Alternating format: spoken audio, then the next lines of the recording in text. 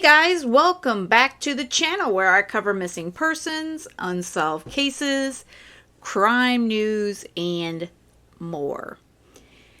Well, Bryan Kohberger was in court yesterday where they were trying to get his attorneys, and Taylor and their team was trying to get the proceedings delayed, and it looks like the judge is just not going for that. We'll start with the state on the motion to reconsider the order setting time for speedy trial. That is also somewhat related to the second motion to stay proceedings. It was filed July 25, 2023. Why don't you go, Mr. Thompson? Oh, no, Ms. Beatty. Thank you, Your Honor. Thank you. Your Honor, we're asking the court to reconsider its order, wherein the court issued a limited tolling period, or stay, specifically for the purposes of extending the speedy trial period by 37 days. And we filed that motion mainly because we're just concerned about the record in this case, and we're concerned that where Mr. Kohberger has essentially stipulated to there being good cause under the statutory speedy trial statute. We're concerned that should he try to invoke speedy trial later, and should the state disagree with that it could create a very genuine issue to be litigated and possibly on appeal. Now, in the defense's reply brief, their response basically seems to be, well, he didn't waive his constitutional right to speedy trial. And the state didn't argue his constitutional right to a speedy trial or bring that up because we don't think that there's enough there at this point. That's not to say that if the court were to apply that analysis, it would necessarily come to one conclusion or another, but that was the area of concern for the state, is the statutory speedy trial. And the statutory speedy trial issue is under Idaho Code 1935-01, which provides that a defendant whose trial has not been postponed upon his own application, that their case can be dismissed if they aren't brought to trial within 6 months. Well, what we had in this case is the defendant filed his initial motion to stay, basically saying, I intend to try to get this indictment dismissed. I don't know how yet, but if the court could just issue a stay and give me some time to figure it out under Idaho Code 2-213, then I'll have time to review the materials and find a way to attack this indictment. That's a litigation strategy. So if the court's response to that litigation strategy was to issue an order stating, well, this statute doesn't provide a basis, but I'm just going to extend trial by 37 days, our concern is that should the trial then get continued based upon the defendant's statement on the record that he agrees that there's good cause, that could really create some issues. It should also concern the court that the defense doesn't really argue the statutory speedy trial issue in the brief. They just say, well, he didn't waive his constitutional right. And that should concern the court as well. Are they agreeing that he's potentially going to be waiving his right or creating this issue down the road if the trial gets continued? I think it's messy, and that's a concern as well. The other reason that we'd really like the court to reconsider this order is that this very short-term continuance of 30 days used as a tool to give them more time to engage in litigation strategies, it makes it very difficult to have some predictability for the folks who will be testifying at trial, and more importantly, who will be testifying at trial and who will be under subpoena for an extended period of time. If we're telling them, hey, we have trial set on October 2nd, but hey, it might be moved another 6 weeks, so basically block out the next 12 weeks of your lives. And, that puts them in a bind. It certainly puts the court in a bind when it comes to trying to figure out how we're going to bring in a very large number of jurors if we're using this as a tool either once or maybe potentially more down the road. I'm not sure. And I think finally, and this is, I guess, the larger concern is the victims in this case. I certainly wouldn't want to put them on a roller coaster where we have short-term continuances of a trial where we get right up to the date and then it's, okay, well, we're going to move it, but it has to be done within the next 37 days. Because that psychologically, emotionally, and travel arrangements-wise, that is a very difficult position to put these folks in, especially folks who are loved ones of the victims who would be very difficult for them. So we would ask the court to take that into account as well, but really primarily the speedy trial issue and the potential for needless litigation down the road, potentially appellate issues. We would just ask the court to keep trial set on October 2nd, and only if the defendant waives speedy should the court move that trial date. We would ask the court to reconsider its order. Thank you, Your Honor. All right. Obviously long-winded because that's what attorneys do. But the state's like, we want to keep it at October 2nd. So that's what they told Judge, and then we're going to have the defense speak. My understanding is that the defense wants to keep it at October 2nd. So I'm not going to kind of piecemeal it along the way. Thank you, Your Honor. I mean, the only reason I granted that in the first place is because they do have the right to get the grand jury transcripts and materials. They didn't have it yet, and so that was the only way I figured we could do that to let them go through that material, which apparently they now have. So, all right. Who's arguing this one? Mr. Lotston. Okay, Mr. Lotston. So we obviously differ a little bit as to whether or not we found anything off with the way that the grand jury went in this particular case. And I don't think the state probably wants to move it into the nitty-gritty on that in the record, so I'll just correct the record in that we disagree when we said that we needed to do some sort of a fishing expedition.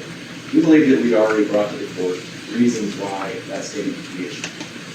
My understanding of the state's motion to reconsider is essentially saying there's something wrong with this order. My response was there's nothing wrong with the order. There's nothing wrong with saying that there's essentially a pause on the right to a speedy trial. Now the state says, well, what about the statute?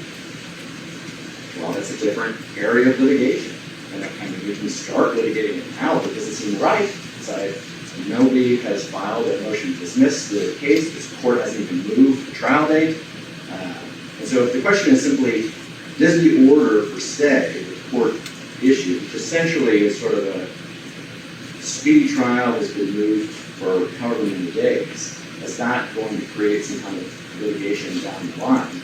I don't know, even if the court somehow took it back, that would necessarily change anything, especially given our current circumstances. And I think, as the court's noted, nothing's actually changed in terms of when the trial occurs or anything else. And so, from our perspective, Your Honor, I guess we should just say, I don't think this is right for the court to concern itself with what does that mean in terms of the statutory arrest and speedy trial. Is that something that we're going to have to litigate down the road? Maybe, but I don't know if it makes a whole lot of sense for us to get into that right now. As for the rest of the concerns the state has, I mean,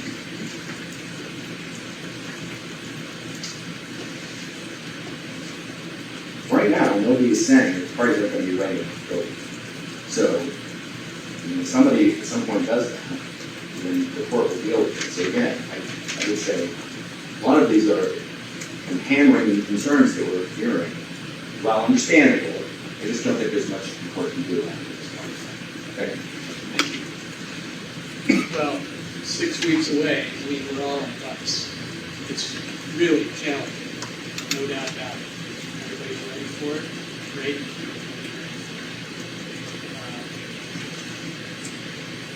Okay, any response? Your Honor, and I would just, I think just for, if nobody intends to utilize this order, I guess I don't see the harm in just rescinding it, so that you have some predictability as we're planning ahead. We've subpoenaed many of our witnesses. We're looking at making travel arrangements that would give us some predictability. If nobody intends to utilize this order anyway, it seems like it would be a no harm, no foul situation to just withdraw it respectfully. Thank you, Your Honor. Thank you. All right, before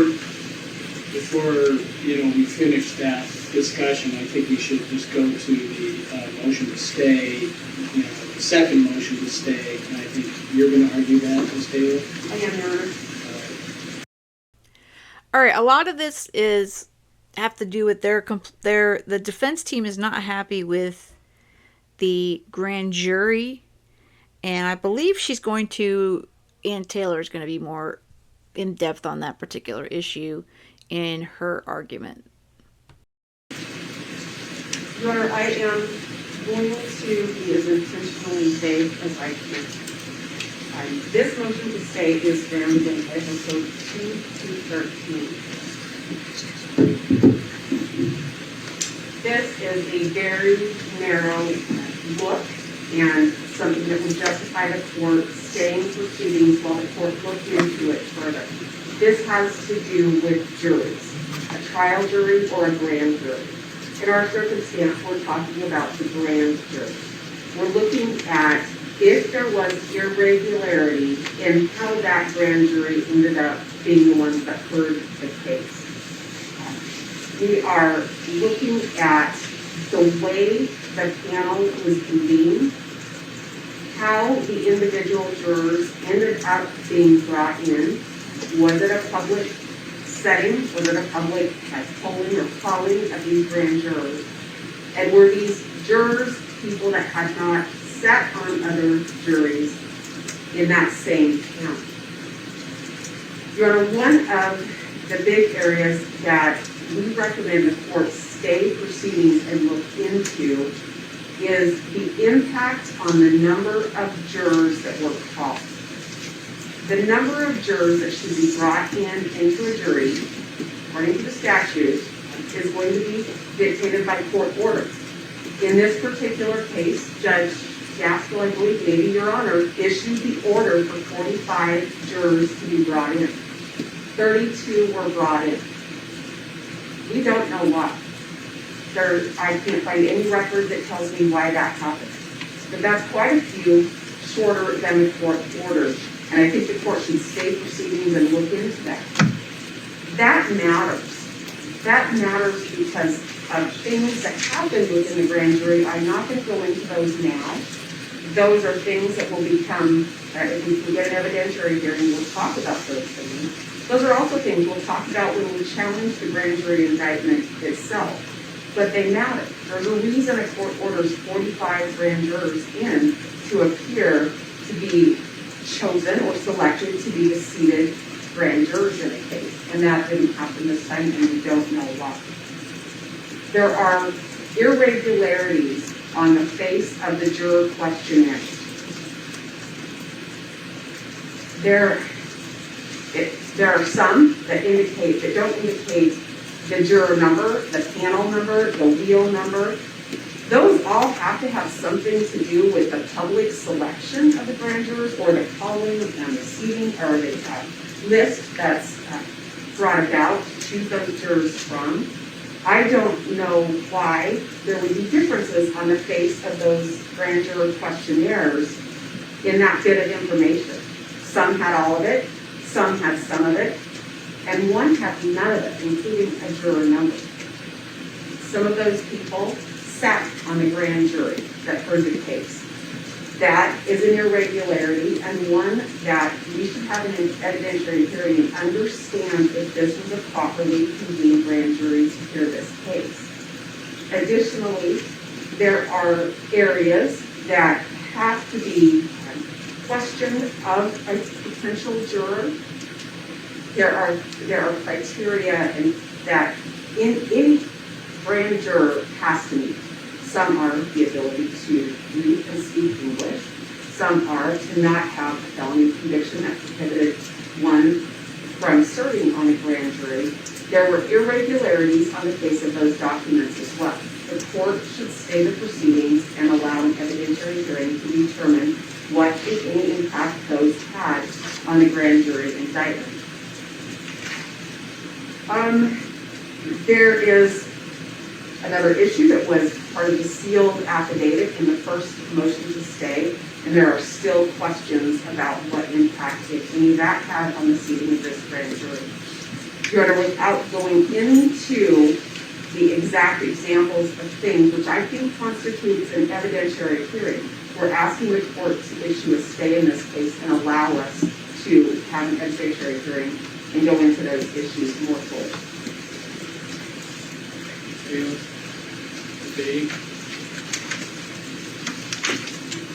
Your Honor, the Uniform Jury Selection and Service Act really just governs the process utilized by the court in bringing in a jury. in maintaining juror roles. And in regulating the court's processes, the Act sets forth some pretty specific criteria, but there's a lot of allegations that have been raised by the defense that don't fall anywhere within the Act. One of the things that they addressed were allegations of potential juror bias against the defendant. And I think that's what's really being referred to when we talk about a smaller number of jurors being called in than they're summoned. But typically, at least in my experience, court summons in a large number of jurors, knowing that there are people who are going to be excused for one of the permissible reasons in the statute, and there's no indication that isn't precisely what happened in this case. Now, other areas that were brought up were irregularities on the face of questionnaires, specifically numerical information in the upper left-hand corner that was referred to. Again, that information is not required by the statute. There is nothing in the statute that requires a jury commissioner or a clerk to maintain that type of information. And in fact, if the court were to go to the Idaho Supreme Court website and pull the standard jury questionnaire form, none of that information is included on the form. So whether or not that was an internal issue with the clerk's office or the jury commissioner's office, it is certainly not an issue that would require the court to stop this case invoking 2-213. There were allegations about the way that some of these jurors filled out questionnaires. Again, I don't dispute that the jury questionnaires require certain information to be filled out, but it's not, the Act doesn't compel jurors to do that or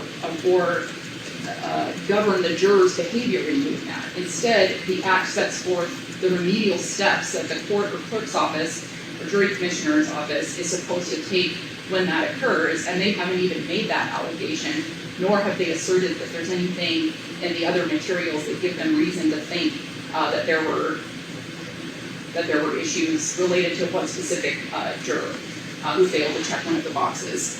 Now, the other thing that came up in that motion was that there were jurors that the presiding judge, I believe, had praised some of the jurors for a handful of jurors who agreed to serve despite having other obligations. Again, Your Honor, this is really, really stretching the purpose of the Act.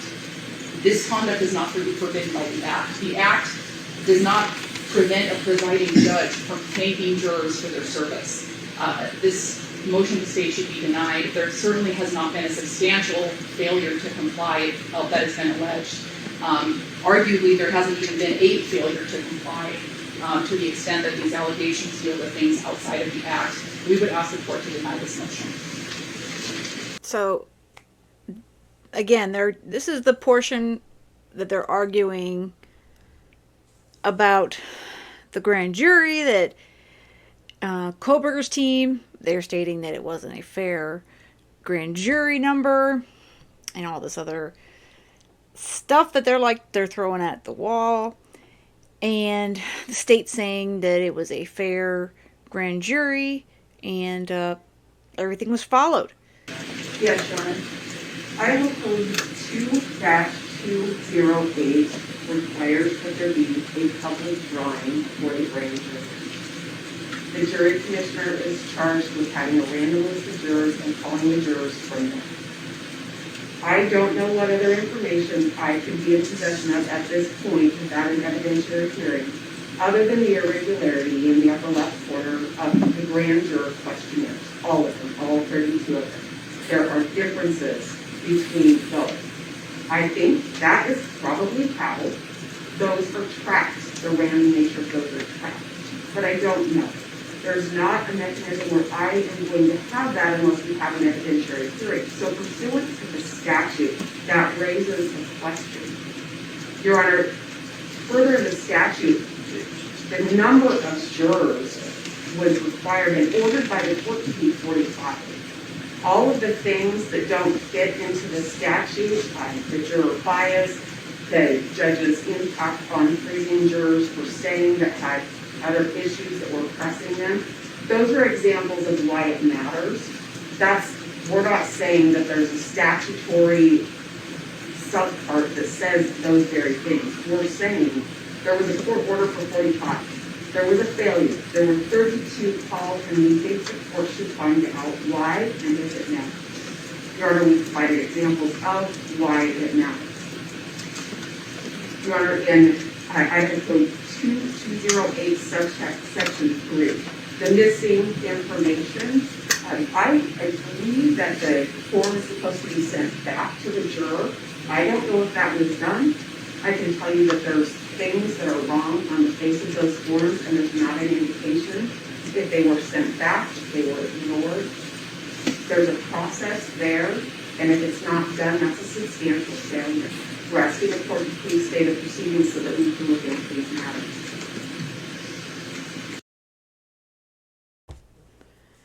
What's up with Ann Taylor wearing the mask at this particular hearing? I don't know if she's sick and she's trying to not give it to anybody else, but it's a little more difficult to hear her with the mask on, so I'm not exactly sure why she's wearing one. But a little off topic there. But yeah, so the defense is not pleased that they state the number wasn't called and something to do with the surveys, the questionnaires. So yeah, they don't believe that the grand jury was a fair, I guess, amount of people, where it was 32 to 45 that they state there should have been 45 called. So yeah, it's some, minor indiscrepancies that they're arguing to the judge. Thank you. So one of the things that I'm thinking about is just how short the time is we have right now. I looked at the affidavit. It's pretty vague, I have to say. I looked at the case law, I looked at the statute, and I know that your team has looked over the transcripts and materials. I know that I believe Mr. Thompson was there for this period of time. They don't have that advantage of knowing what happened. I wasn't there. I haven't looked at this material. And based on what has been presented, I'm not persuaded that there is a substantial failure to comply with this chapter. I just don't see it. I think these are sort of some typical things that we see all the time with jurors. It's not unusual for the number of jurors that we ask to show up don't show up. I don't think it's that unusual. And so some of the concerns that Mr. Kohberger cites very well could have been corrected with some questions, and I don't know. So I'm going to deny the motion. And connecting to the earlier sort of order to allow the defense to get the transcripts, give you time to get the transcripts, to get the materials for the grand jury. I think that purpose has been satisfied. That's the reason I ordered that in the first place, to give you all a chance to look at what actually happened before the grand jury. So again, I'm not, at this point, not satisfied with the standard finding a substantial failure to comply with the act.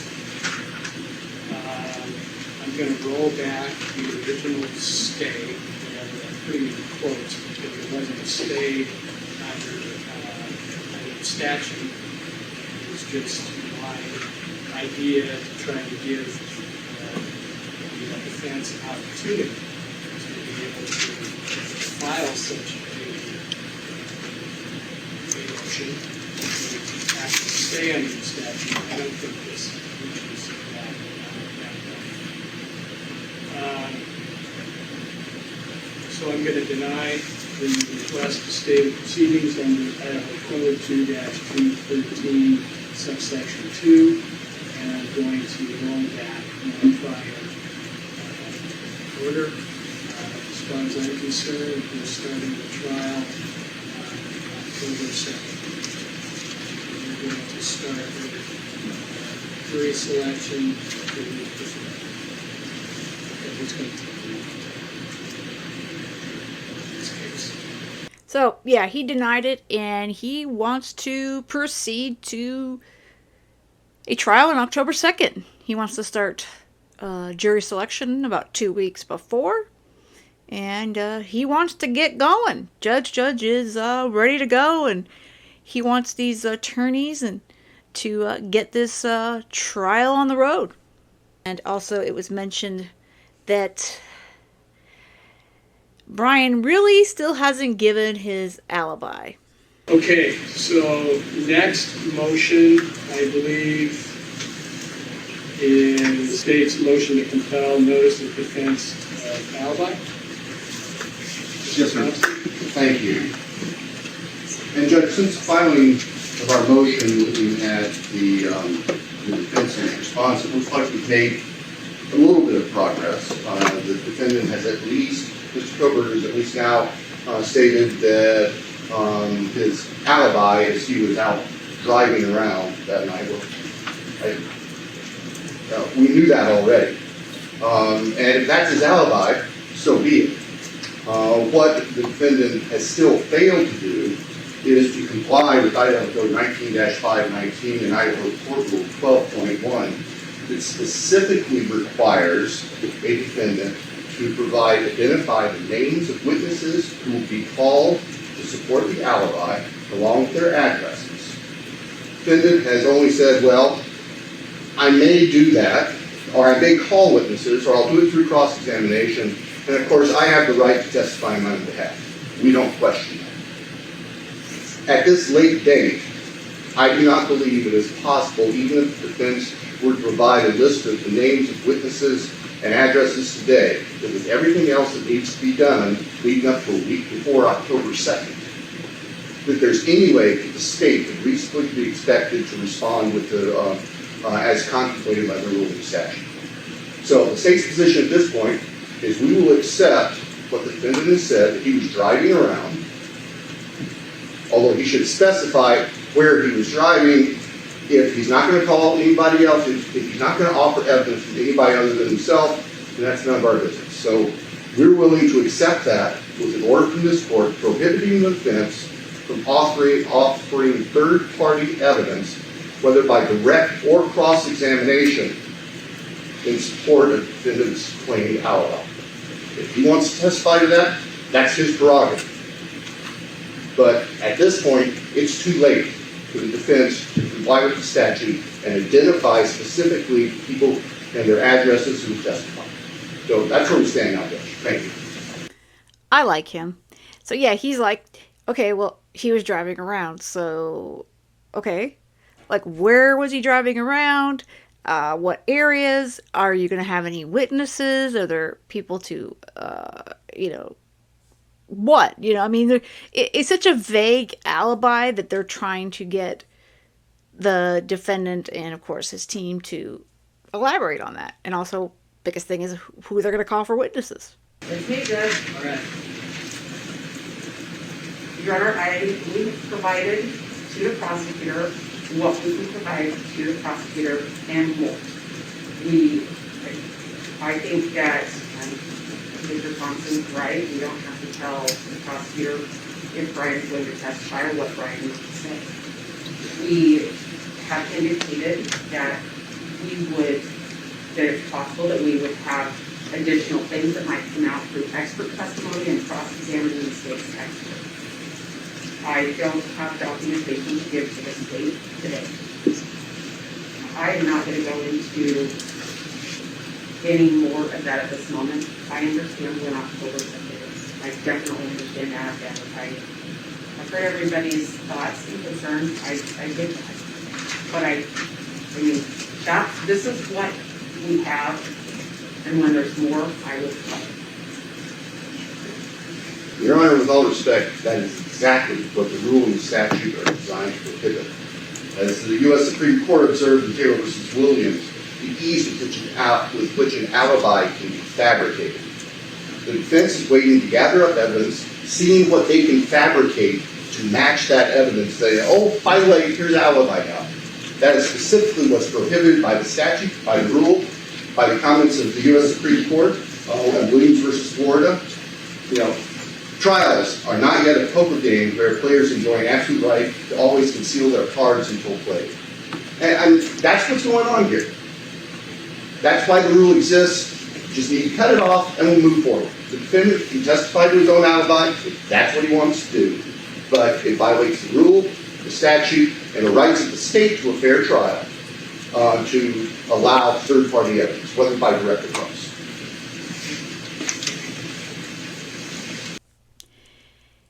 Again, I really like the prosecutor so much, the lead prosecutor. Yeah, they want to, get more information on this, but, the defense is just not giving anything. And I agree. I mean, the state's basically calling out saying, is he going to make up a bunch of garbage and just throw it? So, I mean, yeah, that's what they're trying to make sure is clear. Well, the way I understand this is, and this is in the so-called alibi, not really an alibi, but, quote, he was out driving during the late night and early morning hours of November 12th to 13, 2022. So what I'm going to do, because the next motion is for a scheduling order, I'm going to address this in terms of the demo, and we'll see how that goes. Right now, that is as far as Mr. Kohberger wants to go with regard to alibi, and that's fine. If there is going to be, Ms. Taylor, you suggested that there might be some witnesses, then not a certain date, certainly before trial.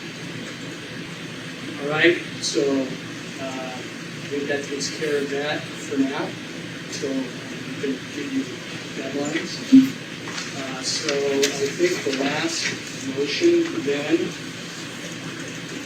and again, this motion to dismiss indictment has been pushed out. We haven't set it yet, but we will talk about that. But there's the motion for scheduling order. Absolutely, we need scheduling order.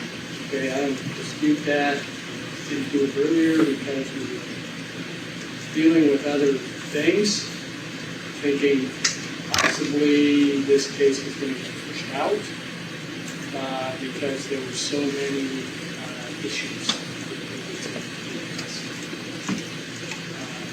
I understand that Mr. Kohberger is anxious to have this next trial. So I'm going to tell you, this is a little bit of a reality check. I'm just going to tell you what the schedule is. Okay? And I'll issue an order on this, so you'll be able to see it. So, 6 weeks, about 6 weeks away from trial. And I'm going off of Mr. Thompson's motion, and maybe added a couple of things, but deadlines for completion of discovery, September 1st. Deadlines for expert disclosures under Rule 16B7 and C4, September 8th. If there is an actual alibi, then it's required under Rule 12-1 and 19-519, September 8th. Deadlines for pretrial motions, including motions in limine, motions related to the death penalty, and other motions under Rule 12B, I'm going to say also, if your client, Ms. Taylor, decides to waive speedy trial, I'm going to have a deadline of September 8th. Because there's going to be a lot of work between now and October 2nd, and if that is in fact what's going to happen, then we want to have that to happen earlier than later. Deadlines for responses to the motions, September 15th. Deadlines for proposed jury questionnaires, September 15th. Deadlines for proposed witnesses under rules 16B6 and C3, September 15th. Deadline for any Rule 404B notices, September 15th. We'll hear all the motions, and I'll clear out the whole day, September 22nd at 10 a.m.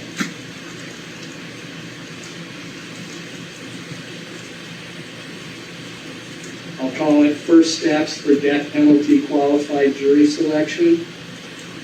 I'm carving out September 25, 26, and 27. I don't know if that's enough. We'll see. Final pretrial conference, September 29 at 10 a.m. Trial, October 2nd, starting 8:30 through November 17th. This is a tight schedule, you all know it, but we can do it. That's what everybody wants. I'm up for it, but I'm going to clear out the deck for September.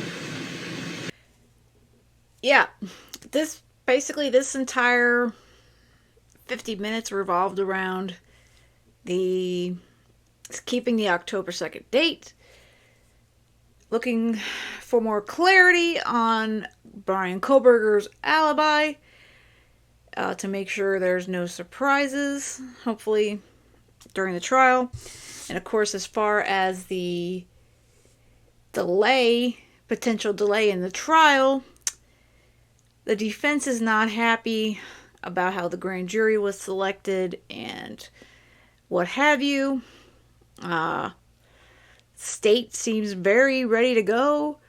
They are having issues with some dates as far as getting the rest of the stuff all set and ready to go. It looks like before that, 2 weeks before October 2nd. So it kind of gets a little crazy in that courtroom, obviously, when they're setting up all these hearings and what have you. And 6 weeks is not a lot of time for them to get this trial, going.